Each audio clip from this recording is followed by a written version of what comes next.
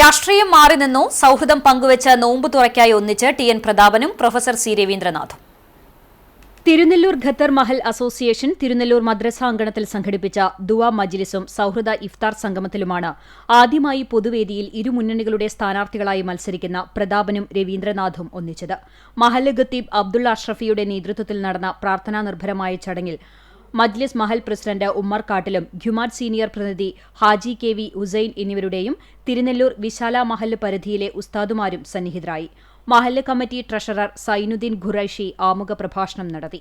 സൗഹൃദ സദസ്സിൽ സാമൂഹ്യ സാംസ്കാരിക രാഷ്ട്രീയ രംഗത്തെ പ്രമുഖർ പങ്കെടുത്തു. മുൻ വിദ്യാഭ്യാസ മന്ത്രിയും മണലൂരിലെ LDF സ്ഥാനാർത്ഥിയുമായ പ്രൊഫസർ സി രവീന്ദ്രനാഥ്, തൃശൂരിലെ മുൻ പാർലമെന്റ് അംഗവും UDF സ്ഥാനാർത്ഥിയുമായ ടി.എൻ. പ്രതാപൻ എന്നിവർ ആശംസകൾ നേർന്നു. സമൂഹ നോമ്പുതുറയിൽ ഇരുമുന്നണികളുടെയും സ്ഥാനാർത്ഥികൾ ഒന്നിച്ചെത്തിയതും സൗഹൃദം പങ്കുവച്ചതും ചടങ്ങിൽ പങ്കെടുക്കാനെത്തിയവരിൽ കൌതുകമുണർത്തി.